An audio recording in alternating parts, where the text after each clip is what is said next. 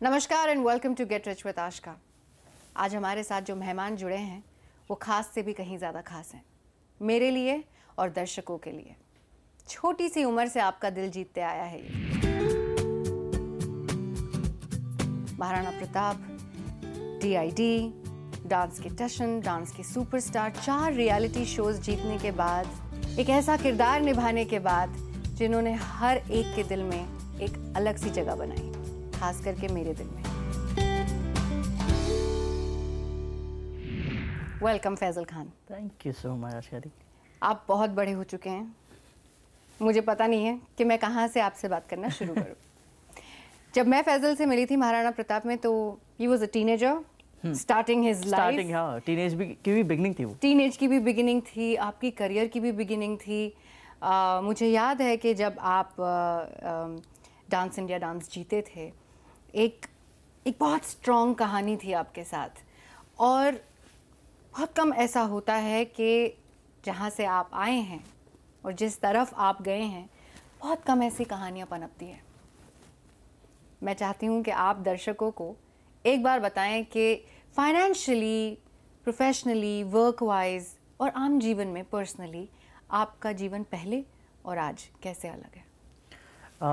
First of all I am very thankful कि बहुत ज़्यादा डिफरेंसेस आए हैं, क्योंकि पहले क्या होता था, मैं एक ऐसी जगह से बिलोंग करता हूँ जहाँ पर ये सपना भी देखना, मतलब कहते हैं ना कि ना के बराबर था।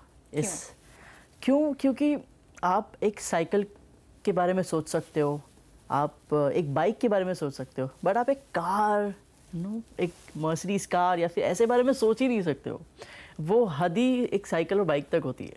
तो बट मेरी सोच बहुत थी, मतलब मैंने हमेशा ये सोचा है कि आपको सोचने के पैसे नहीं लगते, आपको हमेशा बड़ा सोचना चाहिए, dream big and achieve it.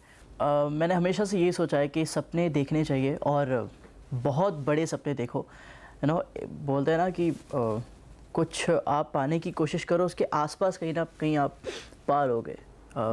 जैसे मैं एम करता था कि मैं बहुत बड़ा बंगला लूँगा, ठीक है, तो मैंने एक घर लिया है। वो घर मेरे लिए बहुत कीमती है, बट अभी भी वो मेरा ड्रीम है वो बंगले का, and I will achieve it इंशाल्लाह। वो मैं पाऊँगा, वो मुझे बिलीव है मुझ पर और अल्लाह पर। और बाकी ऐसा है कि डिफरेंस बहुत आया है। अभी लोग जानते हैं, बहुत अच्छी तरीके से जानते हैं एंड इंस्पायर होते हैं। वो सुनकर बहुत अच्छा लगता है। लोग जेन्युइनली रिस्पेक्ट देते हैं एंड कुछ सीखते हैं। वही मेरे लिए बहुत अच्छी चीज़ है कि लोगों ने मुझे शायद देखकर कहीं ना कहीं स्टार्ट करना शुरू कर दिया है, जाना शुरू कर दिया है कि यहाँ से निकल कर अगर लड़का यहाँ जा सकता है तो हम भी जा सकते हैं। दर्शकों को बताइए कि कहाँ से निकल कर कहाँ। बहुत अच्छा लगता है जब आप एक चौल से निकल के एक फ्लैट में जाकर रहते हो। जब आप एक पटाखा चौल से जलाते हो, वो ऊपर जाके फुटता है ना, वही पटाखा आप जब ऊपर से नीचे देखते हो, वो जितनी ऊपर जाता है, हम देखते हैं ना बहुत ऊपर गया। आज अल्लाह का शुक्र है कि मैं वो पटाखे से भी ऊपर रहता हूँ, मैं पटाखे को यूँ देखता हूँ। So it feels really great जब आप कुछ ऐसा अचीव करते हो अपनी लाइफ में और अपने पेरेंट्स के सपोर्ट के साथ हमेशा।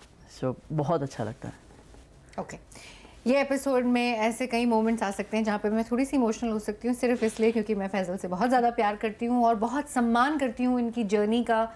और मैं चाहती हूँ कि इनके जैसे हर बच्चे को मेहनत, लक नहीं कहूँगी फैजल, मैं आपके केस में लक कोई फैक्टर प्ले नहीं करता है। मेहनत, रिस्क लेना, अपने कंफर्ट जोन से बाहर निकल के चीज़ें करना, चाहे वो पैसों को लेकर हो, चाहे वो डांस को लेकर हो, एक्टिंग को लेकर हो, या फिर सपने को लेकर हो। मुझे याद है कि जब आप डांस इंडिया डांस जीते थे तब आपके फादर रिक्शा चलाते थे, और उसके बाद जब आप उस शो को जीते तो एक बहुत बड़ा कॉर्पस, एक बहुत बड़ा अमाउंट आपको जीत में हासिल हुआ था। Exactly. वहाँ से कहीं ना कहीं आपका जीवन बदला। क्या किया आपने उन रुपयों का? एज आई सेड कि मैं हमेशा से बड़े सपने देखता हूँ। तो DID के पहले जब मैं अपनी बहनों को स्कूल छोड़ने जाता था तो मुझे अभी भी याद है एक रोड क्रॉस करते वक्त मैंने उनसे कहा था कि अगर DID में मैंने 10 लाख रुपए जीते मुझे मिले थे और मैंने पूरे के पूरे अपने मॉम डैड को दिए, बिकॉज़ मुझे हमेशा से वही चाहिए था कि मैं कुछ भी कमाऊँ मॉम डैड को दूँ। तो जब मैं सिस्टर्स के साथ जा रहा था मैंने उनसे कहा कि 10 लाख मिलेंगे तो उसमें से चौल में आपको 5 लाख के आसपास घर मिल जाता है, 5 से 6 लाख में। मैंने कहा एक घर ले लेंगे, पापा के लिए न्यू ऑटो ले लेंगे, बाकी एक नैनो कार, क्योंकि बजट में वही आ रही थी तो मैंने कहा एक नैनो कार लेंगे, उसमें हम घूमेंगे। सो ऐसे मैंने कैलकुलेट कर दिया था। सो जब पैसे मिले तब मैंने पूरे उठा के मॉम डैड को दिए, बिकॉज वो सही लगा मुझे instead of using that money. But yes, auto ली हमने, घर लिया हमने, बड़ा लिया थोड़ा रुक कर, वो 5-6 लाख के लिए एम किया था बट बड़ा मिल गया यहाँ पर। Wow. Are you crying? No, not at all. I am very proud of you. Thank you.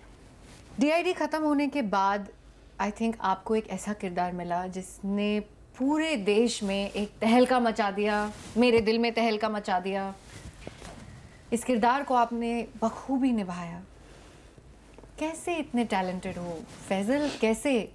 But that's not my question. My question is कि आप एक बहुत बड़ी अमाउंट जीते, वो शो ख़त्म हो गया और अब आप एक ऐसे सेटअप में थे जहाँ पे आपको रोज़ाना एक पर डे कमाने का मौका मिला जी। और आप महीने के 30 दिन, मुझे बराबर याद है, दिन के 24 घंटे काम करता था ये लड़का, और 2-2 शिफ्ट, 3-3 शिफ्ट, कभी कभी ऐसा लगता था कि शिफ्ट ख़त्म हो गई लेकिन फैजल तभी भी काम कर रहा है। मिलती थी जब मैं सेट पे तो कहती थी फैजल थोड़ा आराम कर लो, कहते हैं दीदी यही तो टाइम है। ये जो पैसे आपने कमाए पर डे से जोड़ जोड़ के जी। आपका पर डे भी बहुत हैंडसम पर डे था, कैसे चेंज हुआ ये फाइनेंशियल सिचुएशन जब आपके जीवन में आई? आप हर महीने एक रकम कमाने लग गए, तब क्या चेंजेस आए, कैसे मैनेज किया आपने ये सब कुछ? जब महाराणा प्रताप मैंने सीरियल किया उसमें एक अलग ही खुशी थी, बिकॉज़ अब मुझे मतलब जीत कर कोई पैसे नहीं मिलने वाले थे, मुझे हर रोज़ कुछ पैसे मेरे घर आ रहे थे। तो मुझे लग रहा था कि I am doing a job जो मुझे हर रोज़ पैसे कमा के मुझे दे रही है, एंड वो मेरे बैंक अकाउंट में जा रहे हैं, वो मेरे मॉम डैड के पास जा रहे हैं, एंड उसके बदले मुझे सिर्फ जिसमें जो मेरा पैशन है, जो मेरा काम है, वो जो मेरा मन है, मैं वो कर रहा हूँ। सो इसीलिए मैं 24 घंटे के आसपास जितने भी 18 घंटे जितने भी कर पाता था, बिकॉज़ वो मेरा इंटरेस्ट था, इसलिए मैं करता था। And at the same time family के लिए भी, बिकॉज़ पैसे कमाने का टाइम था, इसलिए आप हर रोज़ मैं मेहनत करता था, मतलब जितना भी हो सकता था। तो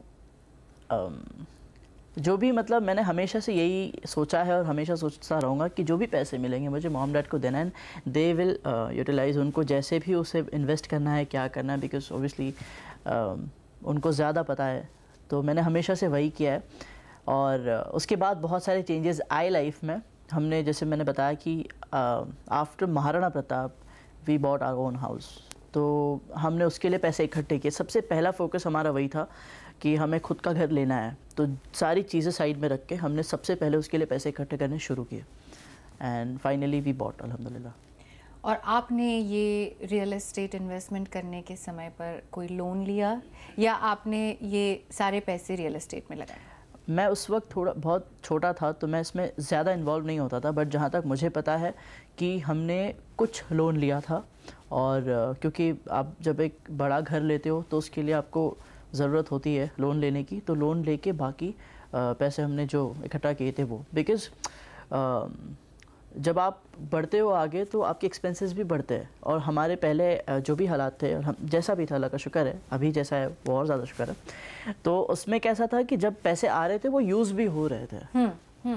तो उसमें से बचा कर जितना बचा सकते थे, एग्जैक्टली, तो वो बचत होना शुरू कब हुई? महाराणा प्रताप जब अच्छे से चलने लग गया, तब हमने फिर पैसे निकाल के इकट्ठा करने लगे कि अब जाके हम कुछ ले सकते हैं। वाह। महाराणा प्रताप के बाद एक और आपने शो किया, फिर एक और बार आप उसमें जीते और आपको गाड़ी मिली। जी हाँ, बताइए। सो बेसिकली, मतलब मैं दर्शकों को ये बताना चाहता हूँ कि वो शो मैंने किया था और एंड तक मेरे दिल में सिर्फ ये था, मुझे वो गाड़ी चाहिए। आई डोंट नो, मतलब लोगों को थोड़ा सा अजीब लगेगा कि इतना बड़ा शो कर रहा है, पैसे मिलने चाहिए, उस पर सोचना चाहिए, बट मुझे गाड़ी चाहिए थी, मुझे पैसे नहीं मिलते चलता, एंड ऑब्वियसली ट्रॉफी भी, बट गाड़ी मुझे चाहिए थी बिकॉज गाड़ी ही आपकी ट्रॉफी थी उस शो के लिए। मतलब आप कह सकते हो, क्योंकि मैं दिन रात मेहनत करता था और मेरी एक आदत है कि मुझे जो भी शो जीतना होता है या कुछ पाना होता है तो मैं उसकी फ़ोटो लेके लगा देता हूँ, दिन में उठ के देखता हूँ, रात में उठ के देखता हूँ, ताकि वो मुझे फोकस्ड रखे। तो मैंने यही किया, झलक के वक्त भी लगा के रख दिया मैंने कहा ये तो चाहिए मुझे। एंड उसके पहले 2012 में जब मैंने DID जीता था, उसके बाद में हमने एक सेकेंड हैंड कार ली थी, वैगनआर। वो हमारी फैमिली की सबसे पहली कार थी एंड वो मेरे पास अभी भी है एंड मैं उसका हमेशा रखूँगा इंशाल्लाह। तो जब झलक में मेरी जर्नी हुई, आगे बढ़ते गया, तो वो गाड़ी मैंने ली तो वो फील बहुत अलग था। बिकॉज़ बहुत पहले मैंने एक दुआ मांगी थी कि मैं एक पूरी बड़ी सी गाड़ी लेना चाहता हूँ और हम शिरडी जाते हैं तो हमने बोला था, मैंने सोचा था कि यहाँ पर मैं ले आऊँगा एक बार गाड़ी। सब गाड़ी ले आते हैं ना वहाँ पे, फॉर्च्यूनर, XUV बड़ी बड़ी। मैंने कहा कि वाइट गाड़ी होगी मेरी एंड आई विल कम, यहाँ पर मैं आऊँगा एक बार। और कुछ सालों बाद आपने शिरडी की मन्नत रखी जी, और मैं चला गया वहाँ पर। वाह, इसमें से दर्शकों के लिए एक बहुत फाइनेंशियल पोर्टफोलियो की बात करें, जब हम गाड़ी लेना चाहते हैं, जब हम घर लेना चाहते हैं, तो हम हमेशा उसको एक गोल बनाते हैं, उसको एक टारगेट बनाते हैं। फैज़ल की जर्नी में शायद एक कार लोन अट्रैक्ट नहीं हुई, हाउसिंग लोन भी अगर देखा जाए तो थोड़ी सी कम अट्रैक्ट हुई क्योंकि आपने बड़े कॉर्पस को जीता। एंड आपकी फाइनेंशियल जर्नी में ये जो दो बड़ी चीज़ होती है, जो लोग अक्सर मेरे शो पे जब आते हैं तो उनकी ड्रीम्स होते हैं कि वो गाड़ी ले पाएँ, वो घर ले पाएँ, जो कि हर इंसान का ड्रीम होता है और पूरा जीवन हम इसी में लगा देते हैं कि हम हमारे परिवार के लिए, हमारे लिए ये सुविधाएं ला पाएँ। आपने ये सुविधाएं 15 साल की उम्र से इकट्ठा करनी शुरू कर दी। आज आप 21 साल के हो गए। ये 6 साल के सफ़र में फैज़ल फाइनेंशियली आपने बहुत रुपये कमाए। मैं आपसे पूछना चाहती हूँ कि जब रुपये आपने कमाए तो आपके मन में एज अ यंग प्रोफेशनल क्या ये हमेशा चलता रहा कि कुछ परसेंट इसका हो जो मैं बचाता रहूँ, मैं इन्वेस्ट करता रहूँ, चाहे वो मम्मी पापा के थ्रू हो, चाहे वो मामा के थ्रू हो, या आप खुद करें? व्हाट आई बिलीव कि एक आर्टिस्ट की लाइफ ऐसी है कि अनप्रेडिक्टेबल है, कभी भी कुछ भी हो सकता है जी। तो इसीलिए मैंने हमेशा से सोचा है कि मुझे जो पैसे मैं कमा रहा हूँ जस्ट वो टेम्पररी है अभी, और उसमें से मुझे जो मेरे एक्सपेंसेस है, जो फैमिली के एक्सपेंसेस है, उसके अलावा मुझे कुछ पैसे बचाने हैं कैसे भी करके। व्हाट आई बिलीव कि एक आर्टिस्ट की लाइफ ऐसी है कि अनप्रेडिक्टेबल है, कभी भी कुछ भी हो सकता है जी। तो इसीलिए मैंने हमेशा से सोचा है कि मुझे जो पैसे मैं कमा रहा हूँ जस्ट वो टेम्पररी है अभी, और उसमें से मुझे जो मेरे एक्सपेंसेस है, जो फैमिली के एक्सपेंसेस है, उसके अलावा मुझे कुछ पैसे बचाने हैं कैसे भी करके। बिकॉज उसके उन्हीं पैसों को मैं इन्वेस्ट करके डबल कर पाऊँगा अगर मैं उस अच्छी तरीके से सही गाइडेंस लेके अगर मैं उसे इन्वेस्ट करूँ तो बहुत सारे पैसे लगते हैं, एक्सपेंस में ही चले जाते हैं। बिकॉज स्कूल्स है सिस्टर्स की एंड बहुत सारी चीज़ें हैं उनके लिए, बट जो बचते हैं वो उनमें से भी ट्राई की इन्वेस्ट कर पाए अच्छी जगह पर। दूसरा चीज़ बचाने की पूरी कोशिश करते हैं जितने भी बचते हैं। और आर्टिस्ट का ऐसा है कि आपको कुछ ना कुछ साइड होना ही चाहिए। मुझे जहाँ तक लगता है कि आपको कुछ ना कुछ बिज़नेस ओपन करना ही चाहिए, बिकॉज आप ऑलवेज़ इस पर डिपेंड नहीं रह सकते। तो वो भी साइड बाय साइड चलता रहता है और यही ट्राई करते हैं कि पैसे बचा के कहीं पर हम इन्वेस्ट कर पाए। तो कुछ मामा ने किए हैं, मामा ने भी किए थे जब 2012 में। अच्छी बात यह है कि उन्होंने उस वक्त से थोड़ा बहुत शुरू कर दिया था एंड आई होप कि इस शो के बाद में मैं बहुत कुछ सीख के और कुछ कर पाऊँगा। क्योंकि आप अपने लिए, अपने सपनों के लिए और उन सब के साथ साथ अपने घर वालों के सपनों को पूरा करने के लिए मेहनत करते हैं। जैसे आपने कहा आपकी बहनें पढ़ती हैं, आई एम श्योर आप चाहते होंगे कि आप उनकी शादी कराएं। हाँ। आप एक और भी कहानी थी मैं दर्शकों को बताना चाहती हूँ कि जब फैज़ल ने महाराणा प्रताप शुरू किया था और जब उनकी फाइनेंशियल स्थिति पहले से अलग नज़र आ रही थी तो उन्होंने एक बहुत अच्छी चीज़ की थी। उन्होंने, आप बताएं दर्शकों को, आपने अपनी मदर जो बैंक में काम करती थी वो ज़रा बताएं। जब मैं मतलब DID से भी पहले मेरे मम्मी पापा बहुत मेहनत करते थे एंड मेहनत एज इन पापा ऑटो पे चले जाते थे सुबह में उठ के, एंड मम्मा बैंक चले जाते थे क्योंकि मम्मा बैंक में जॉब करते थे, एंड वो दोनों ही रात को वापस आते थे घर पे। और मैंने मम्मा को हमेशा देखा है कि बहुत बार वो भीगते हुए आती थी और बस में ट्रैवल करती थी, और दिन सुबह में निकल जाना मुझे स्कूल से मतलब बाय बाय बोल के, एंड सीधे रात को आना, शाम को आना, मतलब जो ऑफिस टाइम होता है 6 बजे के बाद 7 बजे 8 बजे। बारिशों के सीज़न में बहुत ज़्यादा मुझे अच्छा नहीं लगता था, बिकॉज छाते से आप कितना बचा पाओगे अपने आप को। उसके बाद ट्रैवलिंग, और बहुत बार मम्मा ट्रैवल मतलब वॉक करके चली जाती थी। वो दूर था, काफ़ी डिस्टेंस था, but still to save some money and सारी चीज़ें। बट महाराणा प्रताप में जब मैं काम कर रहा था उस वक्त ऐसा हुआ कि आई स्टार्टेड अर्निंग अच्छा वाला अमाउंट माशाल्लाह। तो उस वक्त मैंने सोचा कि आई थिंक मम्मा को अभी काम नहीं करना चाहिए। पता नहीं, मैं इतना मैच्योर नहीं था, बट वो मुझे लगा कि मम्मा को अभी काम नहीं करना चाहिए, बिकॉज मैं अभी उनका बेटा हूँ, अब बड़ा हो गया हूँ मैं थोड़ा सा और कमाने लग गया हूँ। और कमाने लगा हूँ। तो हमने क्या किया कि डिसाइड किया, एंड आई सेड मम्मा अभी जॉब पर मत जाओ, नाउ स्टॉप। तो मम्मा ने फिर जॉब छोड़ दी। तो क्या वो खुश थी? प्राउड फील कर रही थी आई गेस। तो आई थिंक फाइनेंशियल गोल हमेशा शायद ये नहीं होता है कि आप कब गाड़ी ले पाएँ, कब घर ले पाएँ, पर आपने अपनी मदर को फ्री किया एक ऐसी रिस्पॉन्सिबिलिटी से, लायबिलिटी से, जो शायद उन्होंने बहुत साल आपके लिए निभाई। बहुत। और आई थिंक आपकी मदर ने जो अब बैंक में वो काम करती थी, तो शायद उनको इस बात का एहसास है कि जो बचत होती है उस बचत का निवेश होना, इन्वेस्टमेंट होना बहुत ज़रूरी होता है। हाँ। पर क्योंकि आप सबके लिए सपने जीते हैं, आप इतने सपने देखते हैं, आप अपनी फैमिली के, अगर अब बोला जाए तो whole and sole bread baker हैं। आपकी कमाई से बहुत सारे लोगों की खुशियाँ पूरी हो पाती हैं। इस सिलसिले में मैं आपसे पूछना चाहती हूँ कि आपने कभी लाइफ इंश्योरेंस के बारे में सुना, सोचा, किसी ने आपको सलाह दी? मम्मा बैंक में जॉब करती थी, तो मम्मा को बहुत ज़्यादा आइडिया था ये सब चीज़ों का, एंड मेरे मामा को भी। तो उन्होंने जब मैं छोटा था मुझे सब समझ भी नहीं आता था ये क्या होता है क्या नहीं, तो उन्होंने तब से ये जो पॉलिसीज़ होती है लाइफ इंश्योरेंस, ये सब उन्होंने स्टार्ट कर दिया था तभी से। एंड अभी मैं जब मम्मी से बात करता हूँ तो मम्मा बहुत खुशी खुशी कहते हैं कि हाँ ये हो रहा है, वो ये हो रहा है, वो 5 साल होने वाला है, ये 20 साल, ये कहा कि अच्छा ये 2012 से ही चल रहा है। सो मम्मा ने ऑलरेडी स्टार्ट कर दिया था ये सब चीज़ें। क्योंकि मैंने आपकी मदर से बात की और मैं जानती हूँ कि आपके पास कुछ LIC के ट्रेडिशनल पॉलिसीज़ है, पर आपके पास लाइफ इंश्योरेंस का टर्म प्लान नहीं है।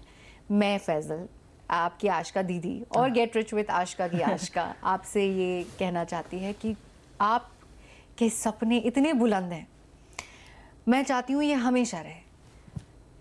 निवेश करना, इन्वेस्टमेंट करना, बचत करना, ये तो हम कर ही लेते हैं, लेकिन इन्हें करने से पहले सबसे पहले ज़रूरी होता है कि हम अपने आप को, अपने इन्वेस्टमेंट्स को, अपने काम को सिक्योर करें। आप हैं तो इतने सारे लोग खुश हैं जी। ऊपर वाला ना चाहे कभी आपको कुछ हो जाए, तो एक ऐसी अमाउंट जो आप फ्यूचर में देखते हैं कि मेरा फैमिली, मेरी बहनें, मेरे मदर, मेरे फादर, हर कोई संभल जाए, तो एक ऐसा अमाउंट का लाइफ इंश्योरेंस होना चाहिए। उसे कहते हैं term plan. Term plan Faizal ऐसा लाइफ इंश्योरेंस होता है जिसमें हम एक पर्टिकुलर प्रीमियम भरते हैं जो बहुत छोटा होता है, क्योंकि आप इतने यंग हैं, आप 21 हैं, आपका प्रीमियम ना के बराबर आएगा, जो शायद आप आज वो रुपये कपड़े लेने में स्पेंड करते होंगे, शायद उतना कम प्रीमियम आएगा 1, 2, 3 करोड़ के लाइफ इंश्योरेंस के लिए। लेकिन मेरी आपसे ये सलाह रहेगी कि आपके पास एक pure term plan life insurance होना चाहिए। उससे आप जीवन में आगे, चाहे डेट में, चाहे इक्विटी में, जैसे जैसे समय आगे बढ़ेगा, आप समझने लगेंगे अपने इन्वेस्टमेंट्स, आप रियलाइज़ करेंगे कि इन सबको सिक्योर करने का एक ही तरीका है कि मैं लाइफ इंश्योरेंस रखूं। क्योंकि एक ऐसा कॉर्पस होता है वो, जो हम ना रहे तो हमारे लिए कमा के हमारे परिवार को वही सारी लग्जरीज़, वही सारी चीज़ें दे सकता है जो हम जीते जी देना चाहते हैं। इसलिए बहुत एसेंशियल है कि आपके पास लाइफ इंश्योरेंस। और शायद आप 21 साल के पहले नौजवान हैं जिन्हें मैं ये कह रही हूँ कि आपके पास लाइफ इंश्योरेंस होना चाहिए। अक्सर ऐसा होता है कि मैं 21 साल के बच्चों को ये कहती हूँ कि आपने अभी अभी अपना लाइफ शुरू किया है, आपके ऊपर कोई लायबिलिटीज़ नहीं है, कोई रिस्पॉन्सिबिलिटीज़ नहीं है, तो आपको लाइफ इंश्योरेंस की ज़रूरत नहीं। पर आप फैज़ल, आप पे लायबिलिटीज़ हैं, आप पे रिस्पॉन्सिबिलिटीज़ है, ना ही सिर्फ घर की लेकिन घर वालों की हर एक चाहत की जी। तो मैं चाहती हूँ कि जब आप वापस जाएं यहाँ से तो सबसे पहले अपने लाइफ इंश्योरेंस पे काम करें। जी पक्का। निवेश तो आप करते ही रहेंगे। आपने कहा कि 2012 से आपकी मदर ने और आपके मामा ने ये सिलसिला आपके लिए शुरू कर दिया है, लेकिन आपको ये वचन अपने आप को देना है कि आज के बाद आप जीवन में जितना भी पैसा कमाएं, एक सर्टेन परसेंटेज है जो सेव होगा और जो आगे जाके निवेश होगा। ओके। सो फैज़ल, सबसे पहले थैंक यू सो मच इस शो पे आने के लिए, हमारे दर्शकों को प्रेरणा देने के लिए कि छोटी उम्र में काम करना, बहुत सारी ऐसी कहानियाँ हैं जहाँ पे छोटी उम्र में लोगों ने काम करना शुरू किया, लेकिन आपने जिस तरह से अपने फैमिली को एक रिलीफ दिया, बचत करी, निवेश किए, आई थिंक ये एक बहुत अच्छी जर्नी है और आप अपनी उम्र के और मेरी उम्र के हर किसी को बहुत ज़्यादा इंस्पायर करते हो। अगर आप हमारे दर्शकों को कुछ कहना चाहते हो तो प्लीज़। मैं हमेशा आशका दी से कुछ ना कुछ सीखता हूँ एंड यहाँ पर आने के बाद मैं भी सीखा है और हमेशा सीखता रहूँगा।